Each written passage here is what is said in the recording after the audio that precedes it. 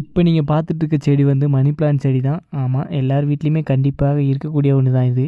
நான் இது அங்கங்கே கொஞ்சம் பூச்சி வெட்டியிருக்கு, பரவாயில்லன்னு வச்சுருக்குறோம். அப்புறம் பார்த்தீங்கன்னா இந்த செடி வந்து ஒரு படரக்கூடிய செடி தான். இது பார்த்தீங்கனாலே உங்களுக்கு நல்லா தெரியும்.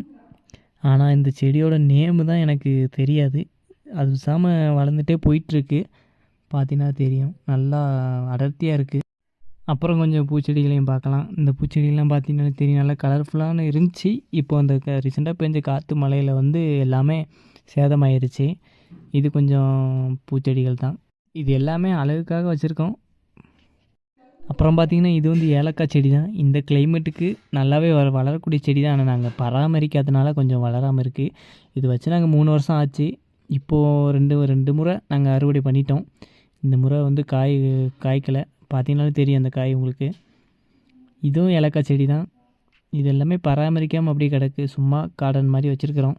இதை பராமரித்தோம் அப்படின்னா நல்ல ஒரு வருமானம் வரக்கூடிய செடி தான் இது. ஏலக்காய் தோட்டம் நிறைய பேர் வச்சுருப்பாங்க. அப்புறம் இந்த செடி பார்த்தீங்கன்னா பீட்ரூட் செடி மாதிரியே இருக்கும். இது ஒரு அழகு செடி தான். இது வச்சுருக்குறோம். இன்னும் கொஞ்சம் நல்லா அடர்த்தியாக வச்சோம்னா உண்மையிலே ஒரு நல்ல அழகான ஒரு பார்வையை கொடுக்கும் இந்த செடியெல்லாம். அப்புறம் பார்த்தீங்கன்னா இந்த மரம் வந்து உண்மையிலே நல்ல ஒரு பூ பூக்கக்கூடிய ஒரு மரம் தான். சீசன் வந்துருச்சு அப்படின்னா இந்த மரத்தில் உண்மையிலேயே நல்ல பூ பூக்கக்கூடிய ஒரு இதாகும் இந்த மரம்.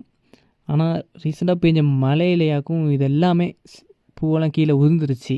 இதுக்கு முன்னாடி நல்லாவே பூ பூத்துட்டு இருந்துச்சு. அதோட வீடியோ கிளிப்ஸ்லாம் இருந்துச்சுன்னா நான் உங்களுக்கு நெக்ஸ்ட் வீடியோவில் அப்லோட் பண்ணுறேன்.